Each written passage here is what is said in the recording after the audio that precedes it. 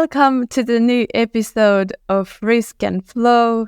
Today I have again amazing guests all the way from San Francisco, Silicon Valley, the co-founder and CEO of Elo Health. Welcome, Ari Tulla. Hey, thank you. Really great to be here. It's a pleasure to have you here.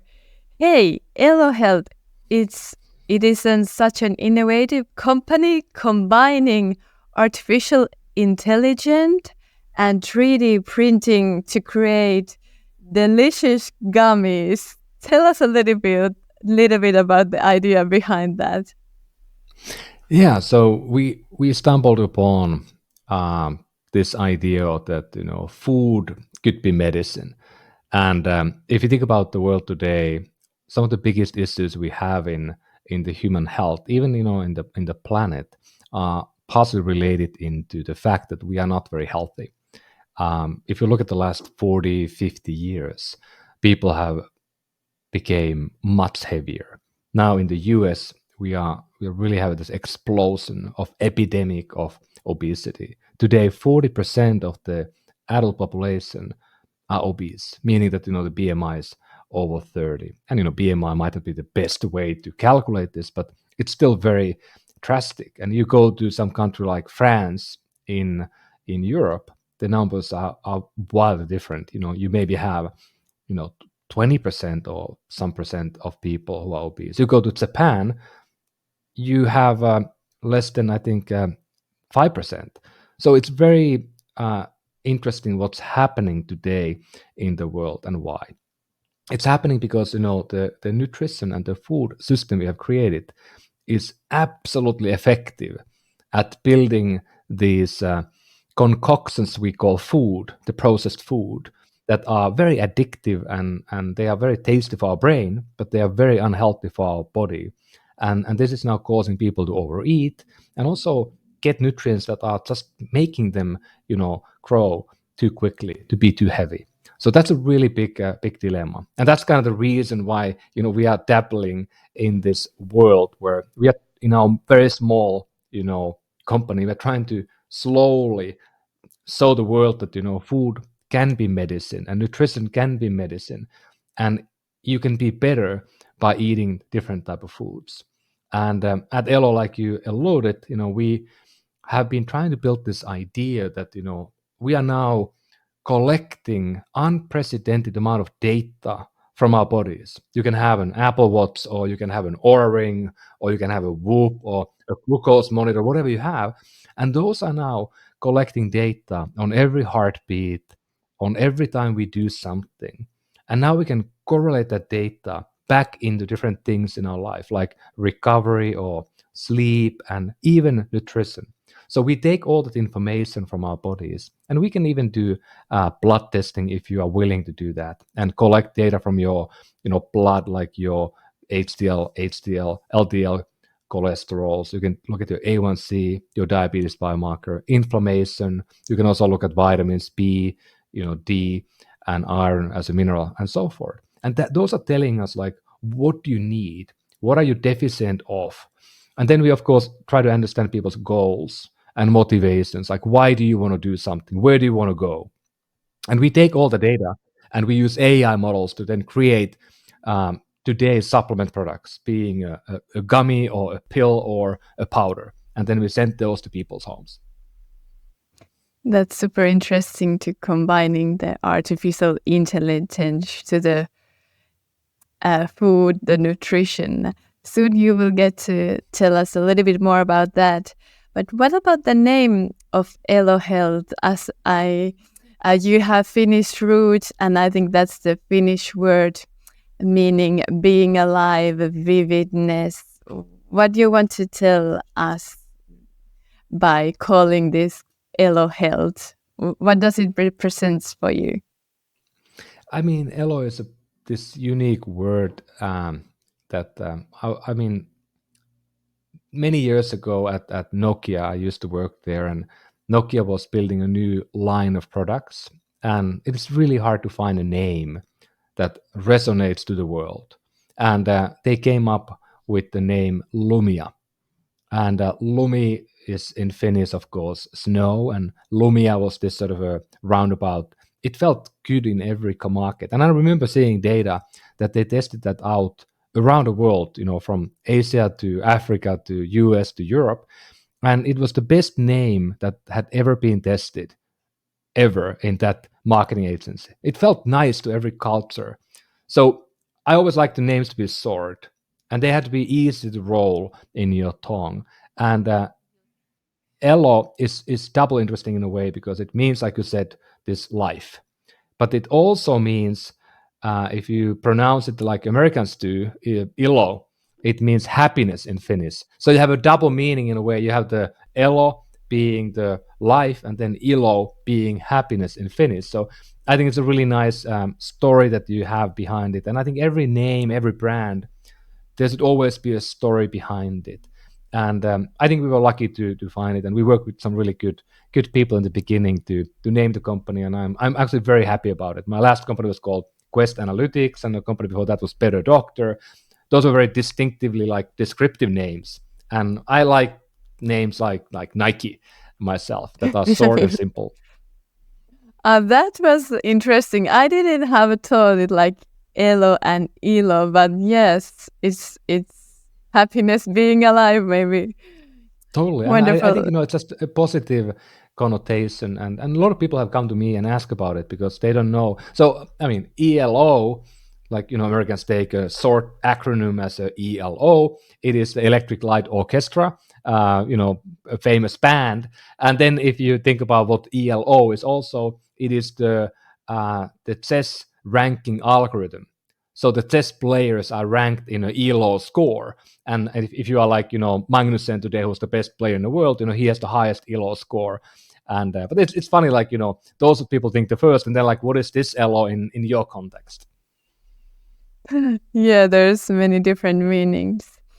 Ari, you are now in San Francisco, but we want to know a little bit about your history. You were born and bred in Finland? Yeah, I was born in northern Finland in a small town called Kempele, next to Oulu, and then I studied in Vaasa in west coast of Finland, and then I slowly creep up my way to Helsinki and spent there quite a few years. But yeah, I got great education in Finland for free. So it's a very unique still. If you think about now in the US, we have kids who are going to school, and we spend, I don't know, $100,000 almost a year on school for kids who are very small, and not to even talk about the college. So it's a very different world than in Finland, where you go to school next door. I literally have like one school was like next to our house, so it was you throw a rock to the yard. Very different than what you normally have in the US. And then of course the college and university being free as well in Finland, is a really unique benefit. And now, especially when a lot of people in Finland, they can get to go outside, they take like one semester here and one semester there. It's just a brilliant system in many ways, because in the US you cannot spend, as a parent, you think about, I don't know, $200,000-$500,000 that you have to pay for the schooling, or then the kids need to take a hefty debt, and there's a huge debt problem in the US. So I mean, that's pretty thankful for Finland and the system there, and then of course got to work in really cool stuff at Nokia in Finland, and then I got to US. I was at Nokia doing the games side of business, and we had this unit that was building games for mobile, the first games, and I was running one of those studios, and I came to the US to build like a new unit for Nokia here in the Bay Area. And that was of course a great opportunity to be able to come from Finland into the US. And I had previously studied one semester in the US, I think in '99. So I was one of the first kind of pioneers who got from Finland University to the US. I think we're the first people who got to the US, because it's really tough to get to the US because it's expensive here. And also usually you work in a way that you send few students there, and then you send few students back.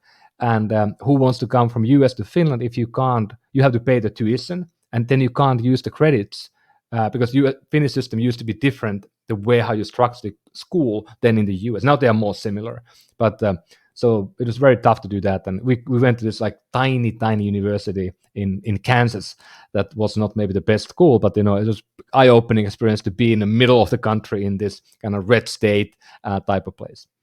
Yeah, we definitely have this unique education system.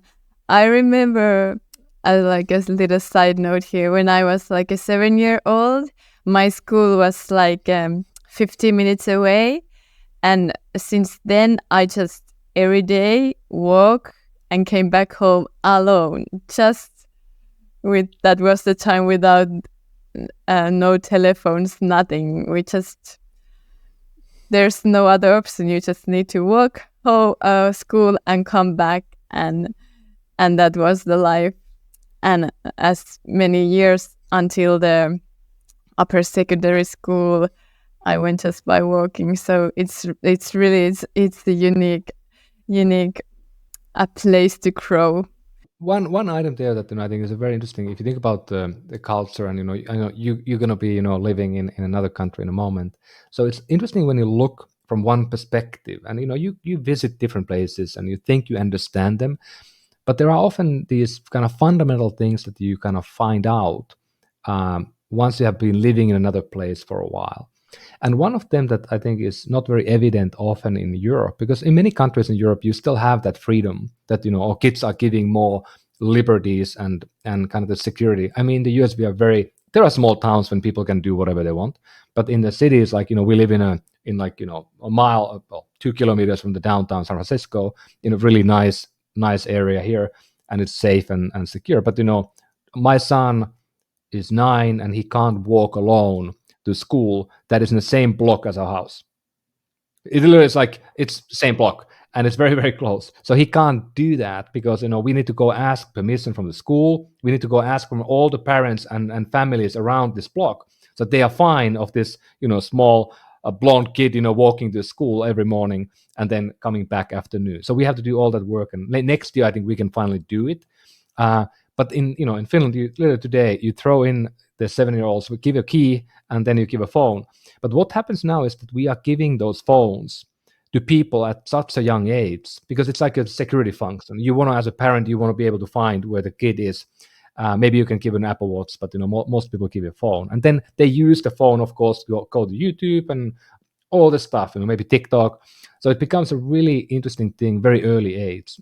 I mean, I never had a device like that my own before I was more like a 10. And in the US, like in our school here for my son, I mean, they will get the phone when they turn 12 or 13, no before. So it's a very different 7 or 13. That's a lot of years between and a lot of maturity.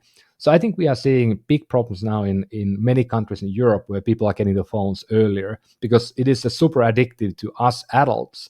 And it's even more addictive to the kids. And it's just interesting for me as a person because I spent a decade of my life every day working on video games, and then I spent another like 5 years every day working on this smartphone revolution and building games for it. So, and of course, what the kids do the most is play games. So I have spent a big part of my life doing that, and I don't really know what to make out of it. But I feel a little bit depressed about the fact that millions of people, well, 5 billion people today are playing games, and maybe a billion of them are addicted and spending too much time on those. And of course, social media is another story. But it's a very important point that I think a lot about in my life, and when I work with my kids and with other people, like how to do it properly. Because people ask my advice because I've been doing it for a long time myself. I was working on it, so they expect me to have answers, but I don't really have any of them today. Is there sort of conflict with you as a history and background in the game industry, but then transferring to the health where you want to sort of like being healthy, but then you have all these devices controlling you, sort of you want to distance yourself away, but you still need to keep them like near. Is there any conflict? Yeah, 100%. I think, and that is, I think, one of the kind of like you need this kind of dichotomies as a person, like what makes you, and if I go back, like I don't know, almost 20 years ago, 20 years ago. Yeah, I was working at a company called BAT. I spent a stint at company British American Tobacco, and I was in a team that built a product that you put under your lip, snooze. We launched like a Swedish type of tobacco um, for multiple countries in Europe and elsewhere in the US. And I was leading that marketing side of it. I was very young, and at the same time, my wife, she worked at the Green Party of Finland, and she was kind of like running the Green Party operations behind the scenes. And we go to meet people, we go to parties. We had no kids, so we do that quite often. And what an interesting couple we are, because my wife is basically working on the Paris Accord, the biggest environmental legislation ever, and I'm selling like tobacco. That was a very interesting thing. And then How did you of end up course, together? well, we met before that, but I mean, and it was a really interesting discussion. A lot of people are like scratching their head, like, what the hell? I mean, that's weird. And then later, I mean, of course, tobacco and even the snus is very addictive. Nicotine is addictive by default, and the habit is addictive. And then I before that I spent a long time in gaming, and I got back into gaming, and I got I saw Nokia to the team that built the first smartphone. And that device, of course, became the most addictive thing we have ever built by humans. I mean, the phone itself is the most addictive thing. We spend 5 hours now on average on the phone. We did 0, like you said before, in your youth. So working on that thing. So I mean, me working now for the last almost 15 years in healthcare is almost like like a remedy of all my bad deeds in the past that I'm trying to do. I'm not very religious or believe in any type of God specific. I'm more like agnostic and atheist. But for me, I mean, this is like giving my sins away by trying to do good things. But there's a really interesting thing in people's lives when they think about like what I have done. You don't know what the impact is, the work you do at that moment. History will tell the impact. And I think President Obama was really brilliant when people asked him at the end of his terms that, what is your legacy? And he said that, I don't know. The history books will write my legacy. And you don't know when you are making history. And I've been few times to be lucky enough to be in a room when history is made, and we had no idea what that moment could be history. Such an inspirational image of the country and all that, what happened during when he was on president and all that. But you said you've been 15 years now on the health industry related stuff. What was the turning point to go to the health industry, all that gaming and tobacco? What happened? Yeah, I mean, it's like many people who we make these decisions. Like normally we live our life more like floating in a river like a log. And sometimes the log gets stuck on the side, and sometimes it finds the fast flowing water, it goes faster. And that's how we often live our lives. And we often don't have there's no like a plan, there's no purposeful decisions. And I often talk to younger folks when I'm maybe mentoring somebody or giving a talk. I talk about the fact that we are making 3 decisions in our life that are important, and we often make them within a couple of years time when we are in 20s. Those decisions are, what do we study, where do we live, and those both are also impacting like who do we friend, and then thirdly, who do we marry, or who do we hang out with, or who's our spouse. You don't need to marry, but those are the decisions that make the biggest impact. You can't choose where you're born, you can't choose your parents, you can't choose a school that you go as a young adult. But when you are, let's say, 18, 19, 20, 25, you make all those decisions, and we often make them in a whim, and often we make them even under influence. So it's very interesting when we make these decisions, because if you think about it later in life, you see that those moments had a massive impact on where you end up in the end. And of course, later the fourth decision is, where are you going to work? The first place you're going to work has actually quite a big impact on what you're going to do after, because it kind of defines your path. So for me, I've been trying to be very thoughtful about, the two things that I find inspiring. I find place where I can learn. I mean, I'm a learning machine. That's what I do the best. I go into new area, I devour it. I want to learn it. I won't be the best in the world at it, but maybe I have learned a lot along the way from elsewhere that I can then build the synthesis where I can collect these thoughts together and build something new. I'm a builder. But why healthcare? That was more of a calling from a higher power, in a sense that my wife had a health issues 20 years ago, 2000 already, almost 25 years ago, and she had a thyroid tumor out of nothing as a young 20-year-old, 21, 22-year-old, and there was a big lump in her neck, and that was diagnosed by herself. And of course, something has to be done. We were traveling to London, I think, at the time. We go back to Finland, and she's put on the operation table to take it out. And healthcare did work as well as good. There was no, cancer. There was nothing issues behind. You're gonna believe you're fine. But that removal of the part of thyroid led her into these autoimmune diseases, hormonal imbalances, these unknowns we don't know about. And we got a verdict and medication that make it impossible to have a family. And that was, when you found your spouse. It's a tough thing to know. And we spent almost a decade on the sideline on working on this problem. Like, what could we do? We talked to a lot of different doctors, healthcare providers, East and Western medicine, tried diet, exercise, mindfulness, medication, all these things. And after 20 years in the US, we realized, after 10 years, we realized that there was a pathway with anti-inflammatory diet that we adopted, and that actually helped her lower inflammation in the body and heal her body, and then get and be able to have a family in the end. And we had to go then IVF route because our eggs and the semen were not matching, as many people have a problem, and then we lost our first son. So it was really this long, like a side battle of our life that was going for a long time, and many people didn't even know about it because it's kind of your personal struggle. But when we lost our son, it's like it was so close. Like we had it and then we lost it, and that was the time when I decided to spend my next 30 years in healthcare. And we built a small investment vehicle. We invest in healthcare, and my wife also went from politics and corporate executive or like employee into working with Marie Kondo on and doing KonMari consulting with people.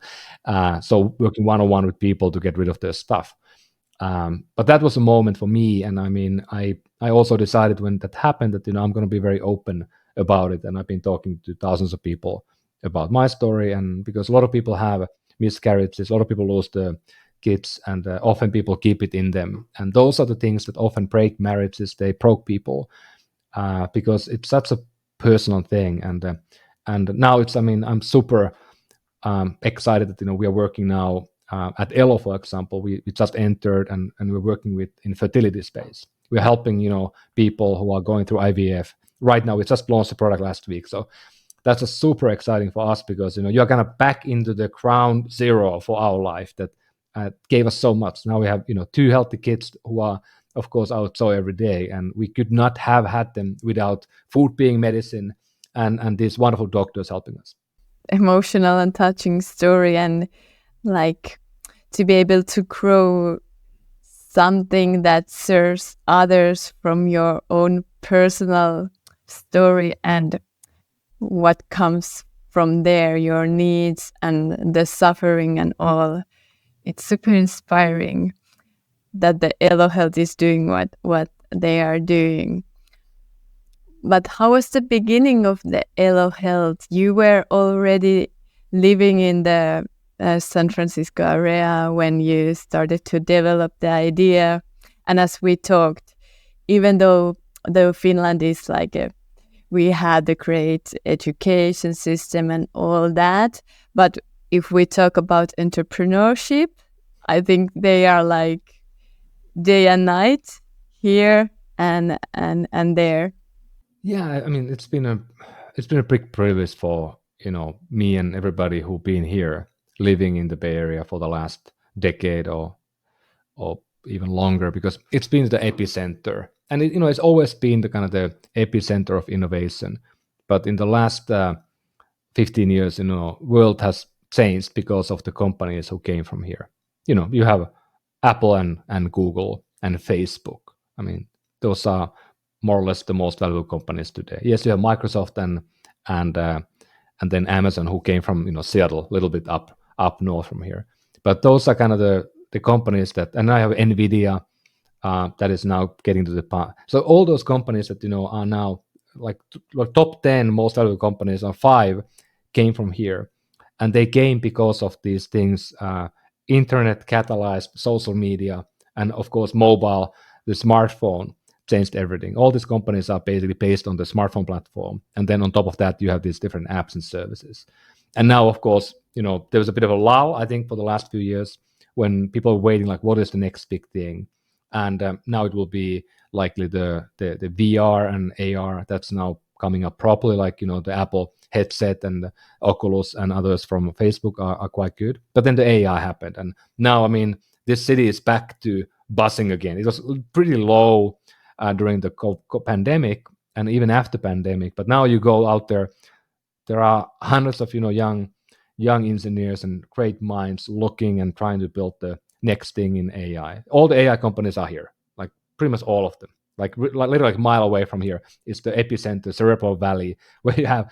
So it's really cool that I can take a bike and go to the coffees up there, and there's like 100 people working on AI things. I know all of them are working on like LLM models and stuff. So to be able to be here is kind of like playing ice hockey. Like I played ice hockey as a kid, and I wanted to go to play in NHL. I never got to that far, but now I'm playing the NHL of the entrepreneurship game right in here, where the money is, where the minds are, and where the markets are. And I was in a startup in Finland when I went to study in '98. I joined my roommate's startup. They were building websites in the very beginning of the Web 1.0. And that was a big learning for me, because we built this company, and we were building these websites and things. We were young kids, we didn't know much about it, but we were able to do it, and people paid money for it. And I was there only a little bit, but the company grew to almost 200 people out of nothing, and they never raised any funding, VCs or anything. So that gave me belief that you can do this. And then even at the BAT, I was building a new business line, new category completely. At Nokia, I was building a new business line a couple times, or new thing. So I'm always been building new all my life. And so for me to start a company here, 2011, first time Better Doctor, I mean, that felt a really natural thing to do. And I mean, it has been, of course, difficult, not easy to be a founder or CEO. You have good times and bad times, but I mean, it's been really fun learning experience. And now I think world, of course, today, when we talk about 2024, is again much tougher, because you have higher interest rate and much more difficult to raise funding. So those are impacting everybody, not just my company. But you have to take it as a part of the cycles. Like you are now maybe in a low cycle, and it will go up again in a moment. But yeah, I mean, I'm super happy that I moved here back in the days, and being able to be here through this whole thing. It sounds to me the mentality there to try things, to do something new, innovative. It's just like, hey, let's get together with friends and create something. Maybe here in Finland, we just think or overanalyze. Is it risky, or how we can do that? How would you describe the risk taking? Have you taken any risks on your journey or not?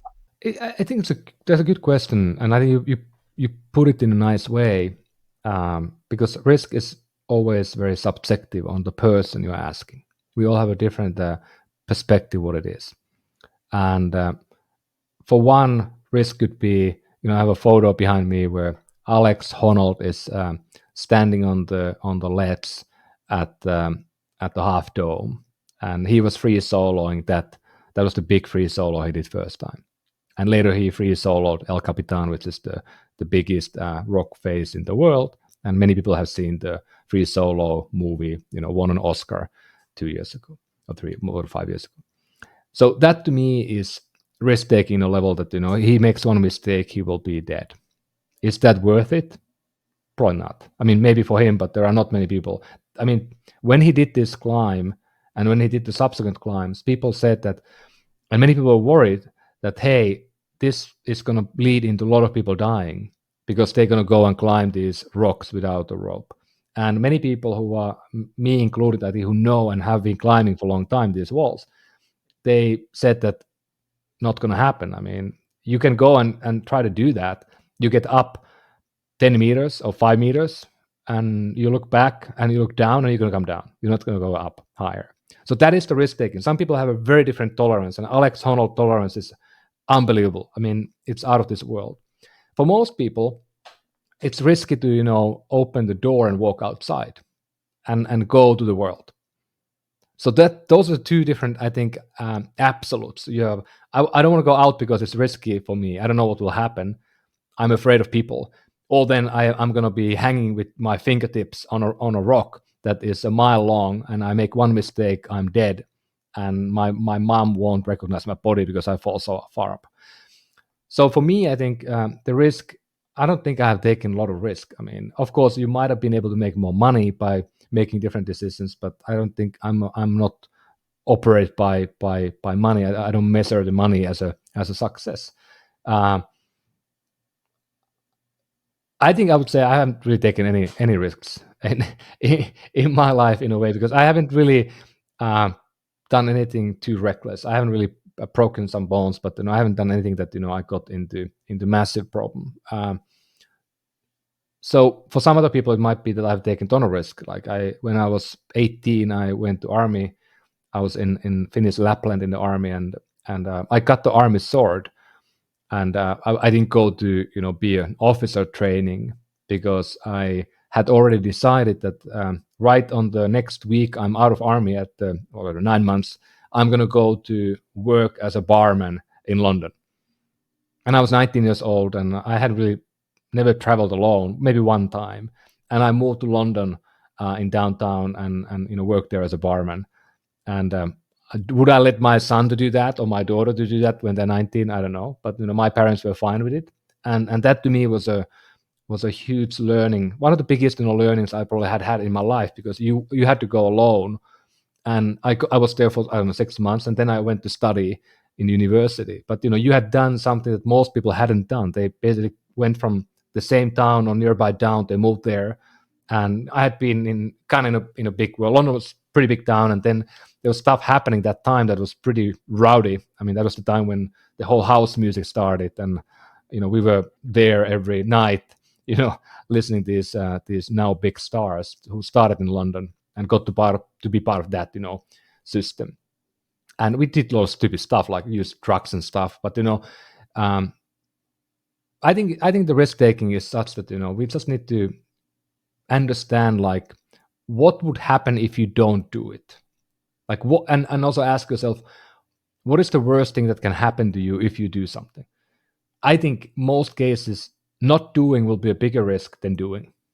Yeah, that's actually have come up with a lot of my episodes in my Finnish podcast, that the biggest risk not are not related to the things you do or the money, the things you achieve, but the biggest risk is like maybe related to not taking the risks, not trying, and also what is interesting, not to sort of getting to know yourself or something really personal, rather than if I lose some X amount of money or if I try X things of things and new things. They are more like personal. Really, they go deep into that person. Totally. And are you satisfied? I mean, that's, I think, the big question that I don't think few of us know why we are here, and why do we exist. And we are building a narrative in our mind about our life and the worth of it, and why do we, there has to be some, so why. I think everybody, when they are, if they live old age, when they're 90, 80, they are going to ask about the why. And even before that, maybe even if you are 60, you're going to start asking the why, and what's this it like. And I think there's some, I'm not pointing fingers, but know some people who I've known for a long time, and some people, they have lost the lust of life. And if you lose the lust of life, like, what is there left? We only have one life, and it's a certain, time we have on the planet, and I think we need to make most out of it. And I mean, there's this kind of corny ways of saying, but the idea that you wake up in the morning and you look in a mirror and you look at your calendar and you ask yourself, is this, would I do this day if I would die tomorrow? And I think most people would say no. And that's a good question to ask. Maybe not every day. You get pretty, I think, pessimistic about your life if every day is not like what you want to be. But maybe there's some truth into it. And maybe it could be more aligned. Maybe you don't have to 100% align it to be that. But those questions, I think, are really good to ask. You mentioned about the why. Can you tell us what is yours? Well, my narrative for myself for the last many years has been that, I mean, I had, and we had, these struggles we had with the health, and many people have way more struggles, and like way harder. So I'm not trying to make it this type of story, but I mean, that's my pathway where I learned a lot about maybe mortality, and the fact that if you don't have the health, then nothing else matters. And now building these companies that have in a small way maybe help some people, maybe to access better healthcare, or find a doctor who can help them, or even lower some price in some care, and now helping people, like I said in the beginning, a lot of people are sick today because they feel that they're not feeling comfortable in their body because they are too heavy, for example. They have chronic conditions. What if we can help some of those people to alleviate that pain and suffering? I think that's huge. And I mean, I don't need million stories, but I have heard hundreds of stories already, and that's very meaningful and impactful. I mean, while building games and building tech, nobody came to me and said that you changed my life. And now in healthcare, people have done that. And to me, if you have one person telling you that, that is worth a lot of value, to me at least.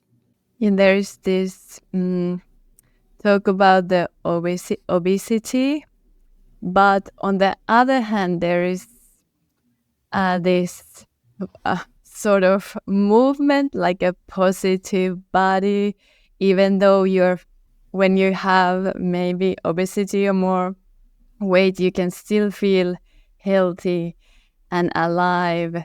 What do you think about this? Mental side is super important, and mind is a very, very powerful muscle that we have in our resources, and we often undermine the impact of our brain. I think it's much more impactful than we give credit. So I think this positive attitude, I think, is a very important. But if I look at the science specifically, I mean, having too much weight is deadly. I mean, no matter how positive you are, there are, maybe we can find few people who lived 90 or 100 who had who were obese, but it is very few. And so I'm worried about a bit that we normalize things, and then we cause even more harm to people, because there's no underlining scientific fact that can tell you that it's somehow good to have, because the fat in the body is causing a lot of metabolic issues that are just known very well and very scientifically evident. And if you lose people's weight, they normally heal most of the things they had every time. So that is just the easiest kind of measurement to do if you look at the human health in general. um, but I think the other point on this brain connection is that I was reading this book lately that is super interesting. It's about expectation effect. So people have, read many books probably about behavioral economics. So this is more like specifically expectation effect, how it impacts you and the world around you. And there are many stories that are interesting, but there's one story that I think is worthy of mentioning here that is quite eye-opening.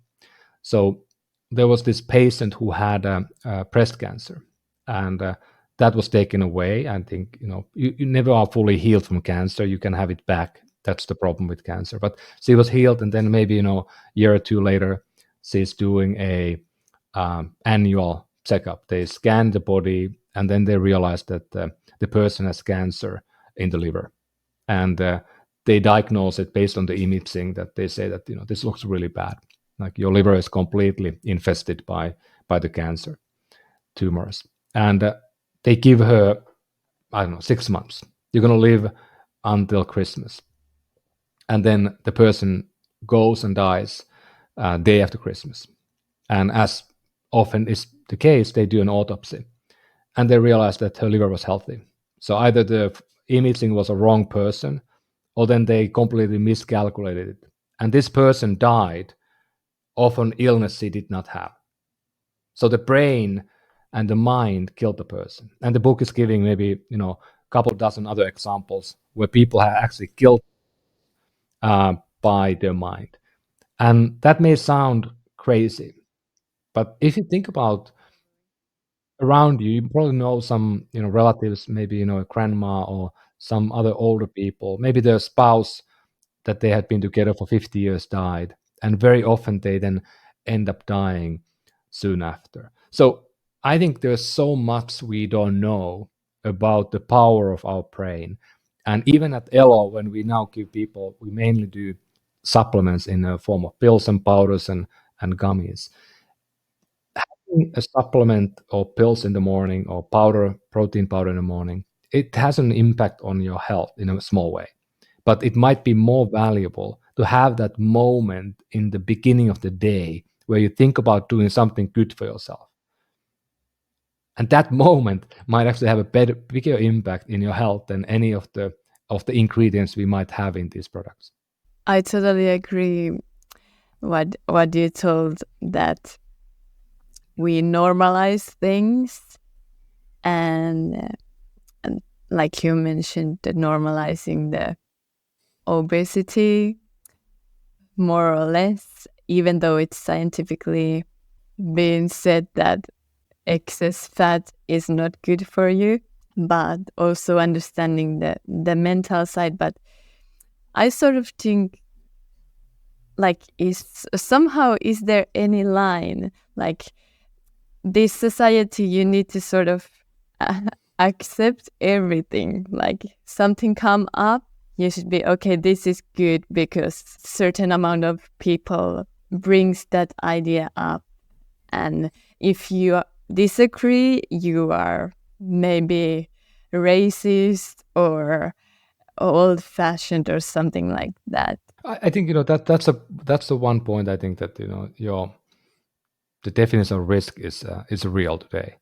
And I think we can go back to French Revolution or any place in history when things happen. Somebody has to disagree with the status quo, and it's very risky to be opposing the current thinking. And I think I love the fact how, for example, Peter Thiel. I mean, he's a famous investor, and was one of the first investor in Facebook early on, and now is a impactful person overall.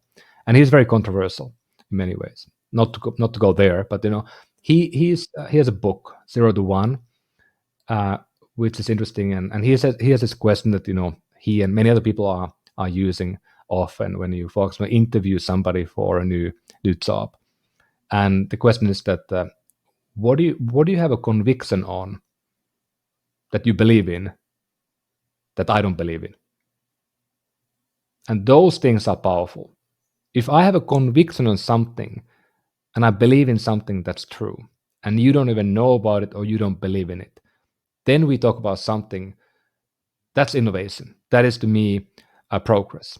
And we need that more, not less, in the in the society. And I think now today it's a tough place because you have social media, and we have now deep fakes. We can create a video. We can. I mean, I have a lot of video of me on the web. Anyone can create my avatar that sounds like me, acts like me, and they can put any words on that avatar or put AI of any temper to create content. And that we are very close of that. I mean, I tested one already, and it is literally as good as this video right here. So I might be actually not real at all.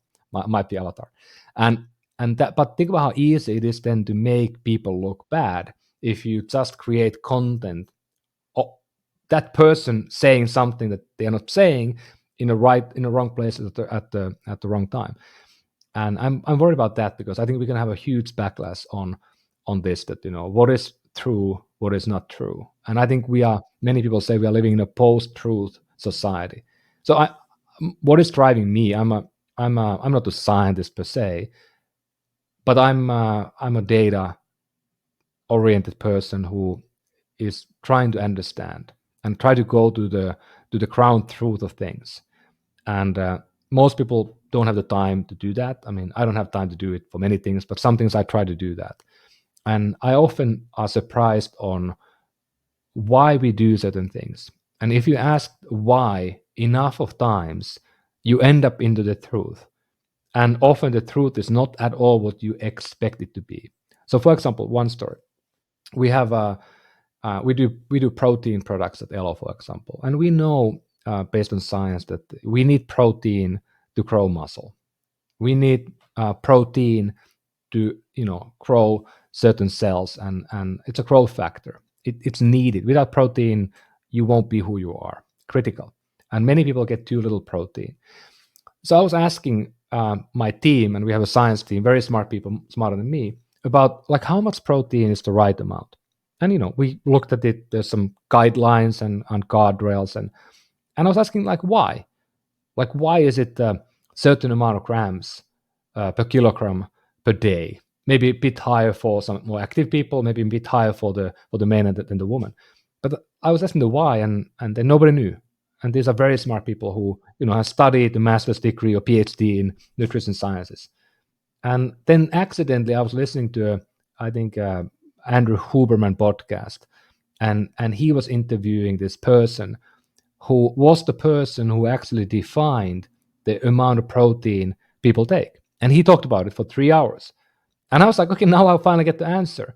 And I mean, I don't, some time ago, I can't remember exactly the details, but basically on a high level, the person told that the protein quantity, the studies came from these experiments and scientific support in sub-Saharan Africa, where they found that they had these malnourished kids who were 15, 16, 17 years old, and they had this big belly, and they were thinking that must be protein, lack of protein.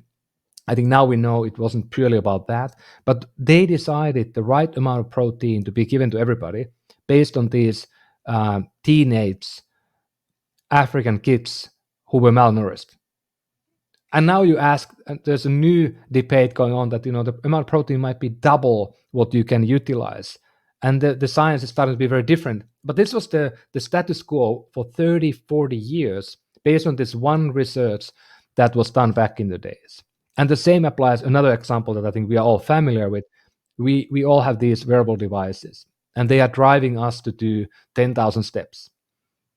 That 10,000 steps, I think, was one like a paper in Japan or something, like nothing like even scientific, like just very kind of loosey paper somebody did. And I think that paper was found by the team at Nokia when they did the first step counter on the phones. And now we have billion people who are trying to do 10,000 steps a day. It's good to do that, no question. But it's not like 10,000 steps is the amount you have to do, otherwise you have failed. It might be 5,000 or it might be 15,000. So that's just an example that we have these facts we talk about, and many of them are not really real, or they are not testing the rigor of science at all. That's interesting, being many years also in fitness and health industry. The first thing you learn is about the diet, how to create a diet. You have this amount of protein, this amount of carbohydrates, and this amount of fat.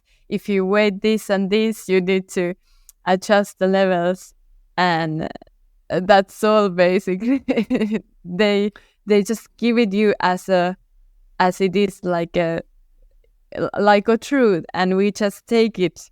We ever even question that, because that's how it has been, That's totally. crazy. Calorie is a calorie. And what How is can it be calorie? that?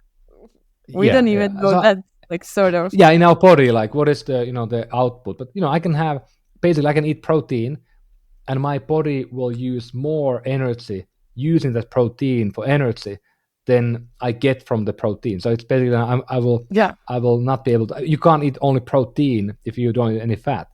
Fat again, is like most of the fat in your body is made based on sugar metabolism, glucose, not fat. And that's again like nobody really talks about this stuff. And you don't get fat by. I mean, I have a lot of people I know who have eaten like keto type diet, only fat mainly, and they have lost a ton of weight. Like you can't get fat by eating fat only. Impossible. You can't. So those are the points that people are like. So there's a really interesting point in nutrition that I actually I love, and this is not my idea, but this came from Yeah. somebody very very smart, and they told me that if in the 70s and 80s when we made a call that everything has to be low fat, we started to add sugar in everything. That decision has and will likely end up killing 2-3 billion people too early. Biggest genocide, biggest loss of years of life ever in the history of humans. One study that said, the US study said, fat is bad. The European study said sugar is bad. Same data, different conclusions. And of course, the US study won, and the rest is history. But what was the point that somebody said to me is that any moment in that last 50 years, we could have flipped the word fat and sugar upside down, and we all would be healthy now.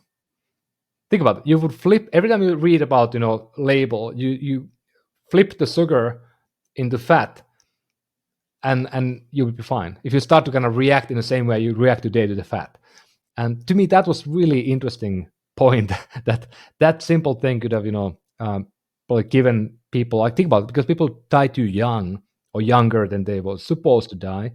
2 billion people. You count the numbers, and we talk about maybe I don't know 10-15 billion years of life. It's a lot of life.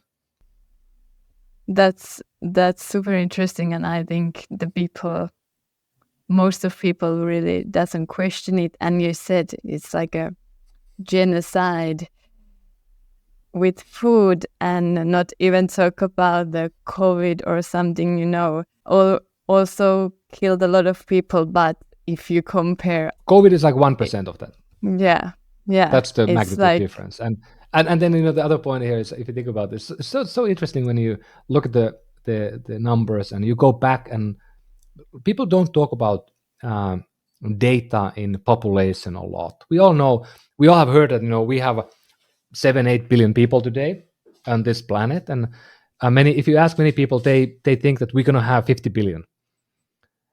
So what's happening? Like, there's a New York Times wrote about this recently. People were debating about it a lot because it's so dramatically surprising. So today's data, the consensus says that we're going to end up into 9.5-10 billion. It will take us to 2050 to 2080, around that time. We're going to peak. That will be the peak human. And once we have now every part of the world where the normal amount of kids will be between 1 and 3. Now we have still places where you have 8 or 9. Once we get to the global level that we are having 1 to 3, the population decline will be equally fast as the growth. So the growth has happened in the last 200 years, 300 years. When we go 2000, if we live like we live today, might not be the case, but 2200, we will have less than a billion people. Think about it. That's the prognosis. Think about it. We're going to have less than a billion people, seventh or eighth what we have today, in 200 years. or 300 years. Think about that for a second. How different is that than what you have thought all your life? And that is the data coming now from the latest understanding. And another point that people are, it's so interesting. You go back, let's say 100 years. We have people who were born 100 years ago here. How many people were over, let's say, 70 years old in the whole world 100 years ago? It was not many people.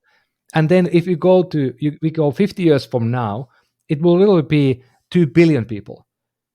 So we're going to have almost 100 times more old people than we used to have before, because we used to have very young population. People lived only so long.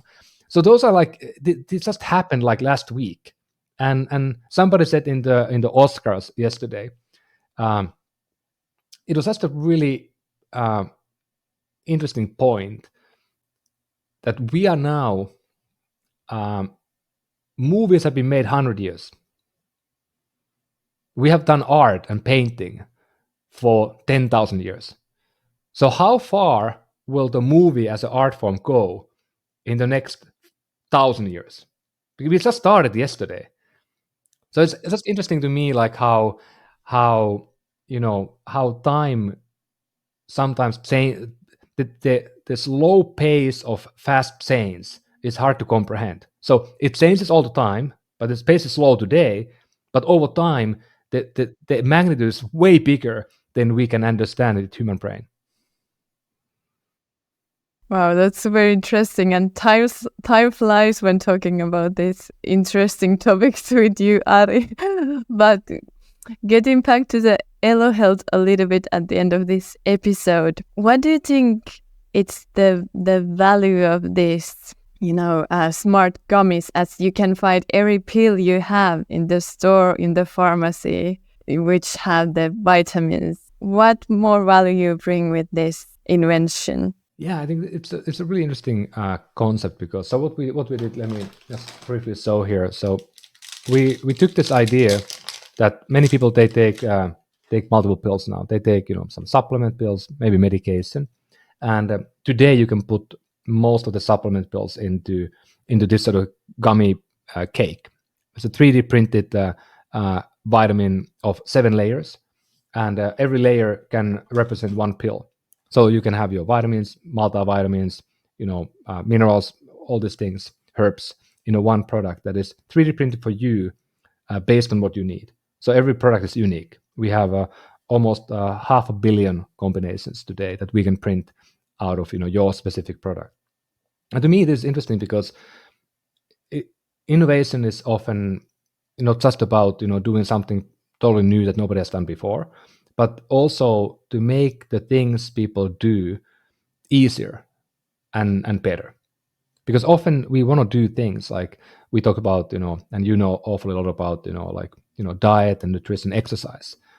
And I mean, people who start to exercise and they get into the habit, they love that. I mean, it's the best medicine in many ways for people. It's great for the mind, great for the body, great for the health overall. But starting is so difficult. So we are trying to just at Elo, we are trying to always like lower the barrier of entry and make the new world we are creating for you, just better than the old world. And ideally, not to make it a little bit better, but make it 10 times better. So it just becomes like, and these gummies, but it tastes so good that we are getting a lot of people complaining that I take one a day. I took 3 because they're so good. I mean, that is a problem we need to solve. But that's a good example. Sorry to interrupt you, because I was just thinking before this episode, like they look so delicious that I might end up eating. This is pink, this is blue, and you just take it like as a snack. That's the one problem we need to make sure that people, because they actually we have dosed them to in a way that they are as potent as the best kind of pills you can buy today. So, and you don't want to eat like 9 pills of vitamin D. That wouldn't be good for you. But yeah, that's just super interesting what you're doing. And one last question for you: how do you see the future? Are you gonna develop it more, bring some more innovation, considering the AI and 3D printing? What's the future of Elo Health looking like? Yeah, we spent multiple years now on creating new type of products. So we now have, the gummies, the powders, the pills. We can customize them, make them really personal to you. So that is the delivery vehicle. You have to be able to deliver things, people, the nutrients, and now we are of course looking what else could we deliver. Is the way to deliver meals, um, like some like a vault type of thing, or is the way to deliver groceries? And we are looking at all those different elements, but also at the same time looking at the data. Can we make the data to be more valuable for you? Because if you can show people and gamify it in a way that something is going up to the right, improving, or of course, if you want to lower your weight, going down to the right. Those are important things, and I think there's a huge opportunity to change the world now. And we will likely play in that a little bit, but there are a lot of people now doing something, which is to use the AI as a coach and as a personal assistant and a trainer and a coach, nutritionist for you. And that will be huge, I think, because today it's very difficult to get access. And everybody knows that if you have a personal trainer at the gym or running or whatever, it will work 100%. It always works. And I think the people who have a personal nutritionist, it usually tends to work as well quite well. But we only have so many of them. We don't have like even nearly enough. And what if you could have a phone or some type of AI assistant with you all the time, keeping you honest, giving you guidance, coaching you?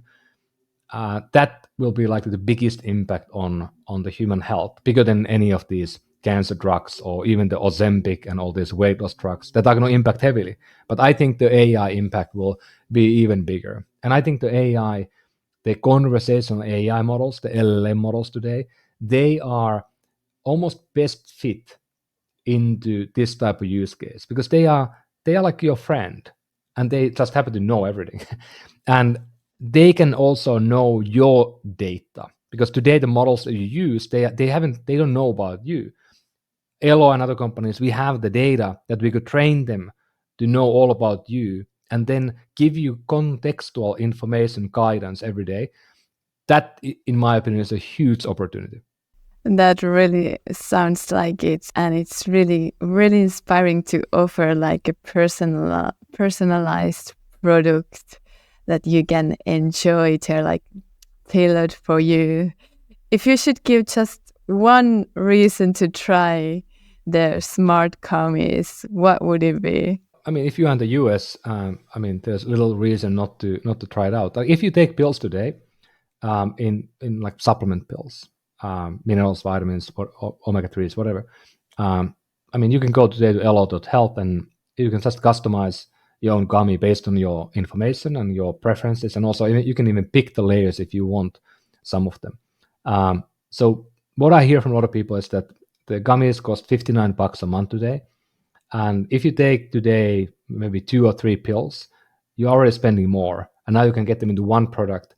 So it's easier to do that. And they're going to be shipped to you every 3 months. So it's very convenient. And yeah, most people who go in, I think they're never going to go back taking pills. This is the future. I'm sure that there is a future for that, and I'd love to order my product straight away after this episode. But Ari, thank you for being here today. It's super inspiring talk with you. As you can see, the time flies. I really hope seeing the development of Elo Health and you bringing the and making the world better place for our humans, our health, our bodies, our kids and the future. Thank you, Ari, for being here today. Thank you. Thank you. RisknFlow says goodbye today and see you in the next episode. Bye bye.